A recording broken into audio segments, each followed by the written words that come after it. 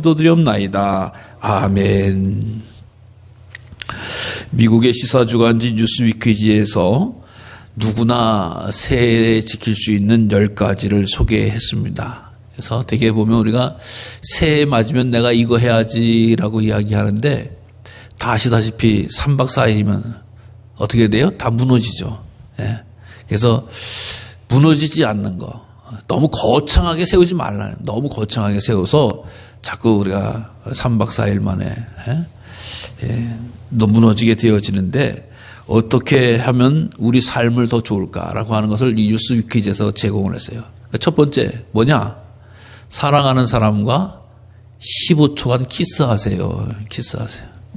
사랑하는 사람이 뭐 남편 아내일 수도 있고 자녀일 수도 있고 또 여러 가지 사람인데 키스까지 좀 거북하면 포옹이라도 한 15초간 하라. 예. 이거는 참 쉽죠. 그렇죠? 예. 멀리 있는 사람도 아니고 가까이 있는 사람하고 10초 동안 붙잡고 있으라는 거예요. 안고 있으라는 거예요. 예. 그러니까 이거 참 어려운 거 아니죠. 그 다음에 두 번째로 보면 좀 춤을 배워라. 어떻게 보면 나쁜 말로 춤바람 나라라고 하는 표현을 쓸 수도 있습니다만 결코 그런 의미에서의 춤이 아니라 춤엔 음악도 있고 활동도 있고 또 터치도 있고 그러니까 율동성이 있고 있는 거예요. 이런 활동적인 일을 활발한 일을 감당하라. 그래서 춤을 배우는 사람이 치매에 걸릴 확률이 낮다라고 하는 그런 연구도 있다고 그래요. 그래서 우리가 성령 안에서 우리가 또 예배드리고 찬송할 때 얼마나 많은 춤을 췄습니까? 얼마나 알게 모르게 영과 혼과 몸이 복을 받고 귀한 능력을 감당했던 거예요. 그래서 우리가 코로나가 머물러지면 딴 건 뭐라도 박수라도 열심히 치면서 찬양하면 참 좋겠다라는 생각이 들어요. 그 다음에 세 번째, 성형수술 하겠다는 생각을 바꿔라. 내가 요번에 돈 좀 모아가지고 요거 좀 꼭 좀 찝어야지, 눌러야지, 펴야지, 다려야지 뭐 이런 생각을 하는 사람들도 많이 있는데 이게 물론 의학적으로 필요한 경우도 있죠. 근데 굳이 그렇게 이뻐지려고 하지 마라. 왜 그러냐? 이 성형수술 한다는 건 인스턴트 음식을 먹는 것과도 같다는 거예요. 인스턴트로 우리 얼굴을 또 몸을 다스리는 거기 때문에 반드시 부작용이 생길 수 있다라고 하는 거예요. 그래서 성형수술 하려고 하는 마음은 버려라. 그다음에 네 번째 보면 휴대폰은 좀 자제하라. 뭐 저도 항상 휴대폰을 갖고 다니면서 시간 남을 때마다 봅니다만은 이 휴대폰에 뭐 유튜브니 뭐니 얼마나 볼 게 많고 할 게 많아요. 근데 휴대폰을 자제하면 그 시간을 다른 곳에 투자할 수 있기 때문에 쓸데없는 시간을 보내는 것이 휴대폰이 현대인들에게 있어서 많이 빼앗기게 된다. 휴대폰을 자제하라. 그 다음에 다섯 번째 보면 출근 방법을 바꿔봐라. 물론 우리가 지금 대부분 출근하시고 퇴근하시는 분이 꽤 많지 않습니다만은 외국 사람들은 주로 자가용을 가지고 출퇴근을 많이 하고 우리나라도 마찬가지죠. 근데 출퇴근할 때 어떤 분은 자가용만 가지고 왔다 갔다 하지 말고 때로는 어느 정도 걸어도 보고 때로는 버스도 타보고 어떤 데는 또 뭐 지하철도 타보고 이게 다양하게 출근 시간에 변화를 좀 줘보라. 그러니까 월요일은 어떻게, 수요일은 어떻게, 수요일은 어떻게 이게 변화를 주면 참 간단하고도 유익한 삶의 활력소를 찾게 된다라고 하는 거예요. 그 다음에 여섯 번째 보면 다이어트 방법을 바꿔라. 저나 여러분이나 우리 매해 되면 살 좀 빼야지라고 하는 제목을 늘 갖고 계신데 그 다이어트라고 하는 방법이 수십 년째 실패하지 않습니까? 실패하는 건 이유가 있죠. 왜 있냐? 작년에 실패한 방법을 그대로 하기 때문에 실패하는 거거든요. 그렇죠? 생각해 보면. 그렇기 때문에 다양한 방법을 바꿔야 된다는 겁니다. 다양한 방법으로 바꿔. 작년에 했듯이 작심삼일 했듯이 아침에는 뭐하고 점심에 뭐하고 굶고 뭐하고 이렇게 해봤자 절대 다이어트 안 된다. 다이어트 방법을 바꿔라. 그 다음에 일곱 번째, 가벼운 나들이를 즐겨라. 돈이 많고 시간이 많으면 거창한 나들이를 할 수 있죠. 여행을 할 수 있죠. 세계 일주를 할 수 있죠. 그런데 그렇게 형편이 되는 사람이 그렇게 많지 않잖아요. 가벼운 나들이, 주변 환경을 바람 쐬듯이 때로는 공원을 해안가를 또 삶의 현장을 두루두루 그냥 산책하듯이 다녀라라고 하는 거예요. 가만히 있지 말고 산책하듯이 다녀라. 이게 어려운 일이 아니다라고 하는 거거든요. 예. 맨날 갔던 데만 갔다 오는 게 아니라 오늘은 동쪽, 오늘은 서쪽, 오늘은 남쪽, 오늘은 북쪽 이렇게 아니면 오늘은 마을, 오늘은 산 이렇게 해서 골고루 이렇게 마치 비빔밥한테 골고루 이렇게 놓고 거기를 왔다 갔다 하라. 뭐 굳이 크게 안. 그 다음에 8번째, 환경 보호에 참여하라. 우리가 알다시피 지구가 1도만 올라가도 큰 난리가 나는데 우리 삶 가운데서 우리가 무심코 파괴하는, 무심코 해보지 않는 지구를 일들을 우리는 작은 일일 수 있어요. 한 사람은 작은 일일 수 있어요. 옛날에 쓰던 거, 버리던 거, 태우던 거 또 이렇게 잘 준비해서 줄이면 한 사람이 한 가지씩 줄이면 인구수대로 주는 거예요. 1000만이면 1000만 가지가 줄어드는 거거든요. 이게 무시무시한 거거든요. 그래서 환경을 살리고 보호하는 일에 작년에 못했던 것, 그동안 안 했던 것 가운데 하나를 첨가해봐라. 그 다음에 9번째로 보면 용서하라라고 하는 거야. 자기의 영혼의 상처를 줬던 사람들을 용서하도록 노력해봐라. 또 10번째로 새 결심을 지키지 못했다고 낙심은 하지 말자. 제가 앞에 쭉 대충 말씀을 드렸던 것, 이거 해봐야지라고 한 결단하는데 해도 작심삼일일 경우가 있잖아요. 근데 낙심하지 말고 그러면 또 다시 세워서 시작해봐라. 또 다시 세워서. 날마다 1월 1일로 생각하고 시작하면 삶이 새로워질 것이다. 라고 하는 아주 귀한 지침을 이렇게 준 것을 보게 됩니다. 올 한 해 벌써 2번째 주일입니다. 9일이죠. 한 열흘이 지나가는 날을 맞이하고 있는데 우리도 올 한 해 정말 좋은 일들을 많이 감당하고 계획하고 세우셔서 하나님 뜻 가운데 거하는 우리 성도님들 되시기를 바랍니다. 자, 그 가운데 가장 중요한 계획 가운데 하나가 바로 우리 성령의 충만한 일이다. 자, 오늘은 교회력 가운데서 주연절이다. 주연절 첫째 주일이다. 라고 하는 말씀을 드렸어요. 주연절이 뭘까? 잘 저도 말씀을 드리지 않았던 것 같은데 주님께서 나타나신 날이 주연절이다. 그럼 주님께서 언제 나타나셨냐? 12월 25일 태어나셨냐? 그건 탄생일, 성탄일이죠.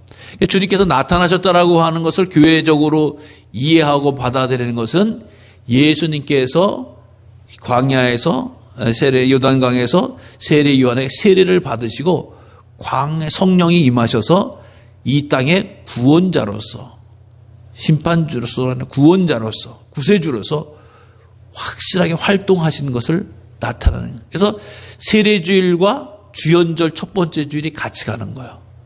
예수님이 즉 공적인 생활을 시작하셔서 예수님이 나타난 거예요. 태어난 것은 베들레헴 땅에서 태어나가지고 이 쭉 자라다가 이제 30세가 되어가지고 내가 하나님의 아들이고 기뻐하는 자다라고 하면 성령이 충만함을 입어서 사역을 시작했다 해서 주님이 나타나셨다라. 없다가 갑자기 짱짱하고 나타난 게 아니라 이 세상을 향해서 죄와 사망의 권세를 향해서 어둠의 세상을 향해서 뚫고 나오시는 것이 바로 주연절이다라고 하는 거예요. 그래서 세례를 받으시고 출발하신 이 날을 주연절의 의미를 가지고 있습니다. 여러분, 그래서 우리가 세례를 받는다라고 하는 것은 진짜의 나가 나타났다라고 하는 거예요. 세례를 목사님이 받으라서 받은 사람도 있고 엄마가 받으라서 받은 사람도 있고 아니면 내가 진정 받겠다라고 하는 건데 내가 주님 앞에 죽은 자가 아니라 산 자로 구원받은 자로 나타나는 의미가 세례에 참여하신 거예요. 우리 모두 다 이 자리에서 세례 받은 거 아니겠어요? 세례 받으신 분들 아니겠어요? 내가 바로 주님 앞에서 구원받은 자로 태어났다라고 하는 것을 세례라고 하는 거예요. 그래서 이 세례는 반드시 성령님과 동행하게 되어져 있고 성령 세례가 임하여야지만이 가장 온전한 세례가 되어지는 물 세례뿐만 아니라 성령 세례를 위해서 말씀을 해주고 있습니다. 자, 오늘 이 성령과 세례가 더불어 중요하게 나타나는데 오늘 사실 본문의 말씀은 그거예요. 사마리아에 예루살렘에 있는 사도가 가는 일이 생깁니다. 즉 베드로와 요한이 사마리아라고 하는 곳에 가는 게 오늘 본문의 내용이에요. 사마리아 사도와 베드로와 요한이 그럼 왜 사마리아를 갔느냐라고 하는 거죠. 왜 갔느냐라고 하니까 바로 그곳에 하나님의 역사가 나타났다. 하나님의 말씀을 받고 예수님의 능력이 나타났다라고 하는 거예요. 이것을 이해하기 위해서는 그 전으로 가야 돼요. 그 전으로 가냐? 바로 사마리아에 누가 가서 예수님의 하나님의 말씀을 증거했냐? 빌립이라고 하는 사람, 속단 말로 빌립 집사라고 하는 분이 가서 예수님을 증거하니까 사마리아에 있는 사람들이 그 예수님을 믿고 받아들이고 거기에 능력이 나타나서 중풍병자가 치유되고 귀신이 쫓겨나는 그런 큰 역사가 나타나서 온 사마리아 성이 기쁨으로 일어서더라라고 하는 거야. 그러니까 그 소식을 듣고 예루살렘에 있는 교회에서 베드로와 요한을 보낸 거예요. 베드로는 수제자, 요한은 예수님이 사랑하는 제자를 보낸 거예요. 그러니까 아니 나타났으면 나타났지 왜 보내야 되느냐라고 하는 거예요. 사실 그런 거예요. 근데 왜 보냈냐? 바로 사마리아라고 하는 곳이 주의 능력과 은혜가 나타날 리가 없는 동네가 사마리아라고 하는 거예요. 예. 주의 은혜와 성령의 충만하면 예루살렘에 마가의 다락방에 임하였지 사마리아에 그런 일이 나타나서 있을 수가 없는 거예요. 놀라운 일인 거예요. 왜?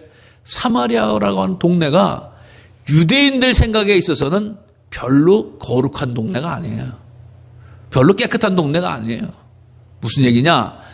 바로 솔로몬에 의해서 이 나라가 통일되어지고 왕이 되어졌다가 남왕국 이스라엘과 북왕국 이스라엘과 남유다가 갈라졌잖아요. 갈라질 때에 북이스라엘이 아수르에서 멸망을 당했죠.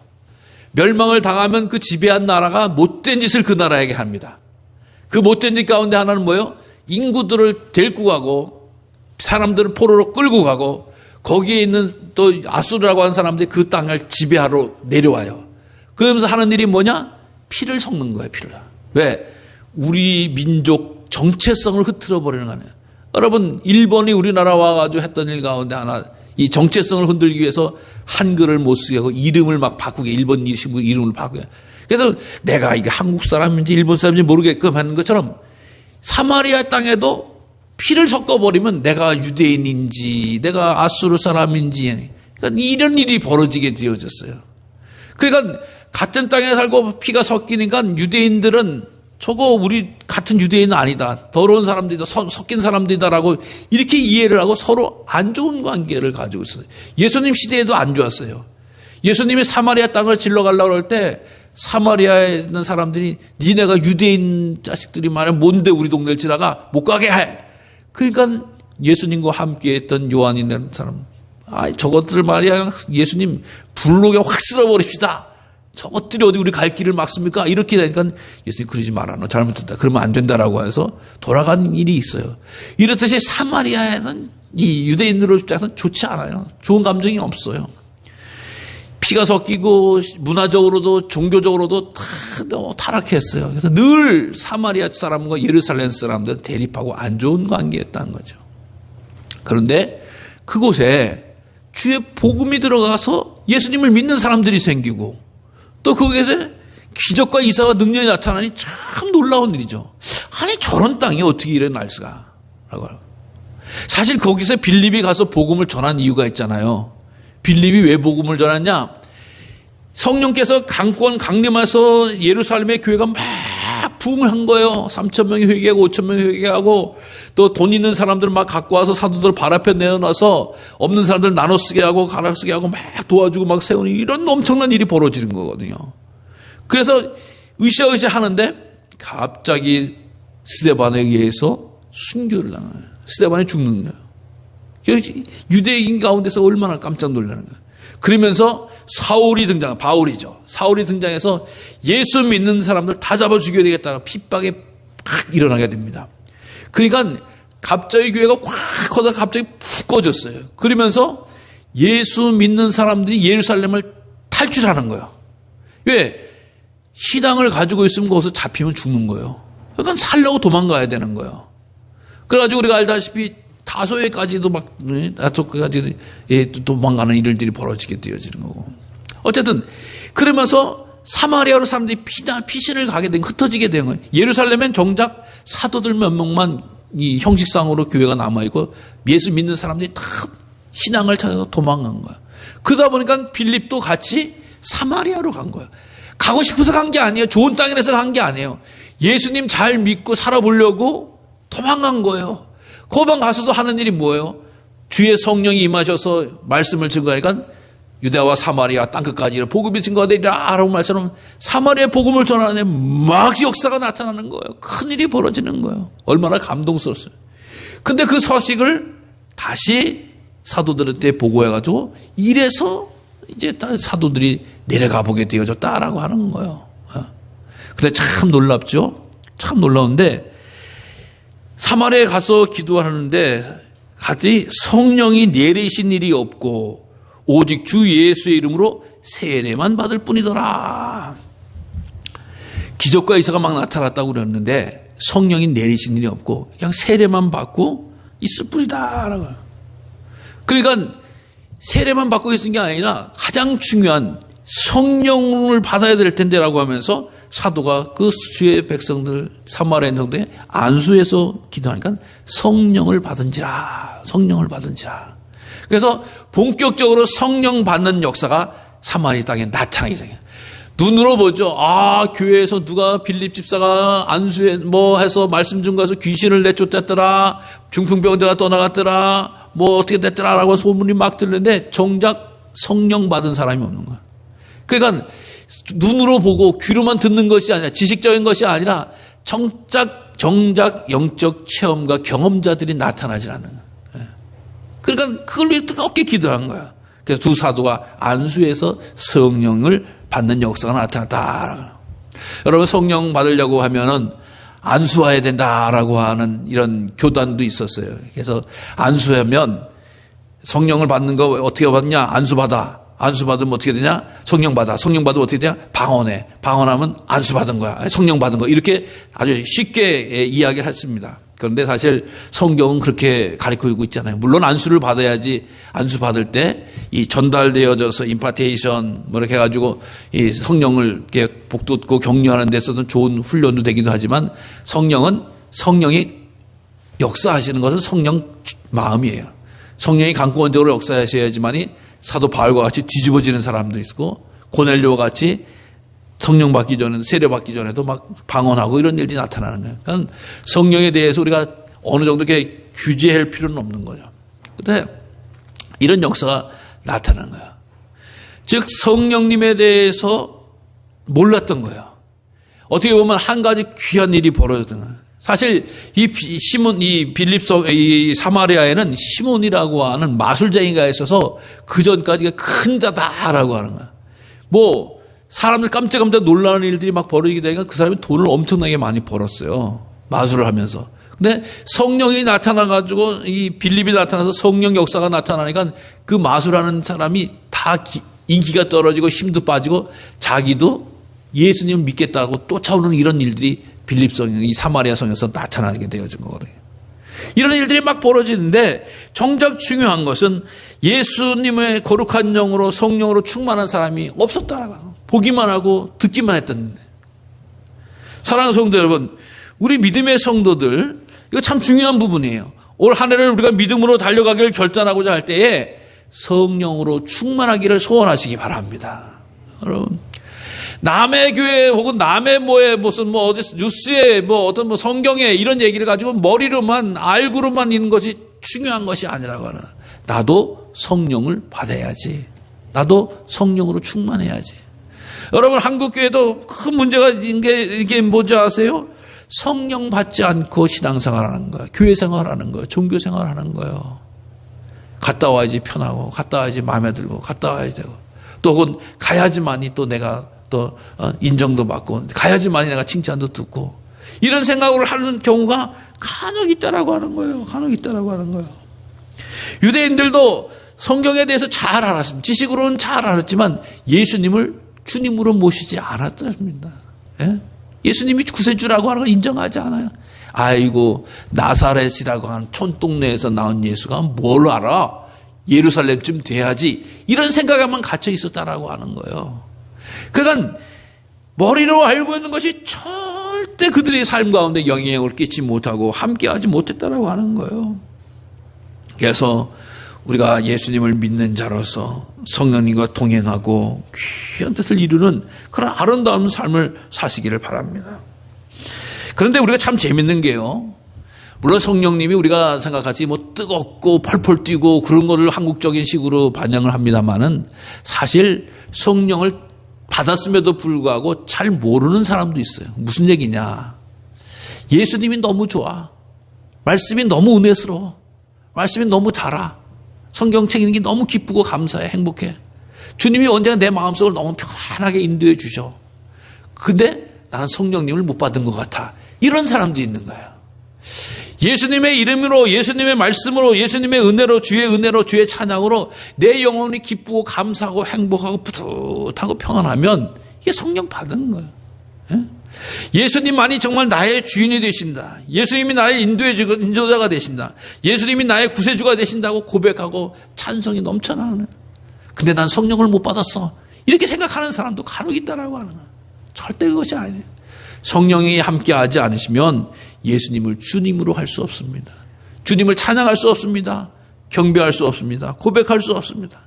그러니까 성령을 받지 못했다고 생각하지 마시기 바라고, 그래 나는 성령님을 받은 사람이구나 라고 하는 것을 인정하시고 마음문을 활짝 여시기를 바랍니다.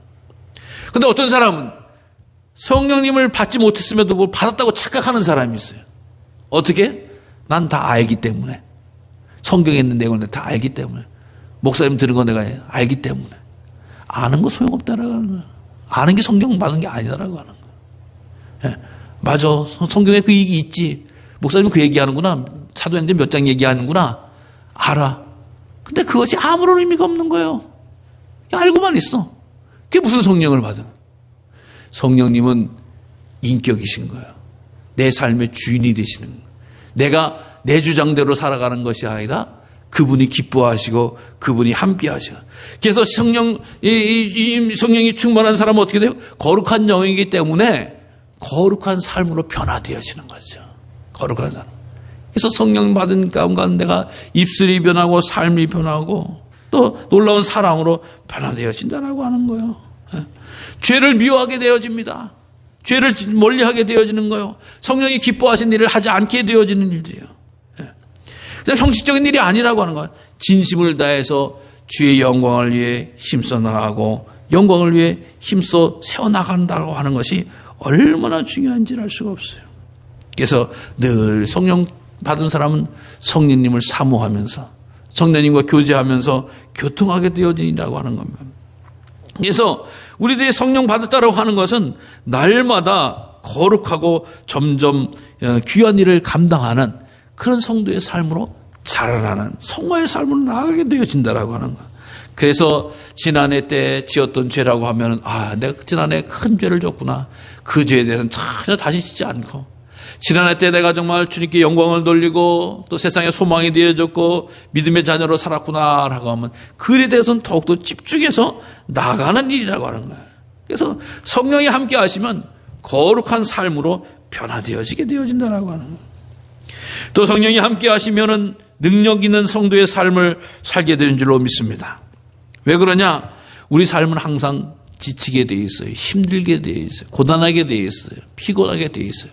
어둡게 되어 있어요. 인생사가 다 그런 거잖아요. 그런데 힘들다고 어렵다고 지친다고 주의 뜻 감당하지 않는 거 아니거든요. 주의 말씀 순종하지 않는 거 아니에요. 그 힘이 어디서 오느냐? 성령님이 주시는 거예요. 성령님이 함께 하시는 거예요. 내가 힘듦에도 불구하고 어려움에도 불구하고 곤란함에도 불구하고 또 답답함에도 불구하고 그래도 내가 능히 이기고 나가리라. 주님 앞에 예배드리리라. 주님 앞에 봉헌하리라. 주님 앞에 사명을 감당하리라 라고 하는 것은 성령 받은 자가 하는 일이라고 하는 것이에요. 내 일 내가 하는 게 아니에요. 주의 일 주님이 하신 일에 나는 쓰임 받는 거예요. 사용되어지는 거예요. 그런 존귀한 일이 어디 있습니까? 내가 내 일 하는 것도 귀하지만 내가 하나님의 일을 하는 사람으로 쓰임 받고 있다. 존귀하고 귀한 일이라고 하는 것. 이것이 바로 성령 받은 자의 역사라고 하는 것. 그래서 하나님께서 그 성령 받은 자, 쓰임 받는 자에게 뭘 주세요? 은사를 주시는 거예요. 은사를. 그거 갖고 잘 먹고 잘 살라고 하는 것이 아니라 그거 갖고 하나님의 영광을 드러내고 세상의 빛과 소금을 잘 나타내는 아름다운 삶을 살라고 성령께서 좋은 은사를 주셔서 우리 삶을 내 감정과 내 기분과 내 고집과 내 주장으로만 살아가라고 하는 것이 아니라 하나님의 뜻을 이루고 하나님과 함께하는 그런 삶이 살아가라라고 하는 말씀입니다.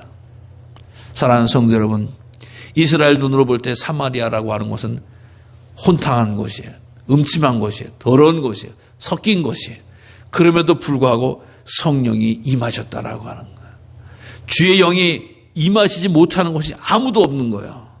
나같이 우리같이 연약하고 부족하고 힘든 사람에도 충분히 임하시면 세상에 감당할 수 없는 능력과 은혜를 감당하게 되어지고 주의 기뻐하신 일을 능히 감당하시는 복된 성도의 삶이 되는 줄로 믿습니다. 사랑하는 성도 여러분, 올 한 해 우리가 내 짐을 내가 짊어지고 달려가는 것이 아니라 주님과 동행하시고 성령님의 인도함을 받으시고 하나님의 위로로 세상을 이기고 세상의 지혜와 명철함을 이기고 하늘의 지혜와 하늘의 능력으로 세상을 다스리는 우리 믿음의 성도님들 되어져서 올 한 해도 큰 복을 받으시고 하나님의 거룩한 능력을 넉넉히 감당할 수 있는 우리 성도님들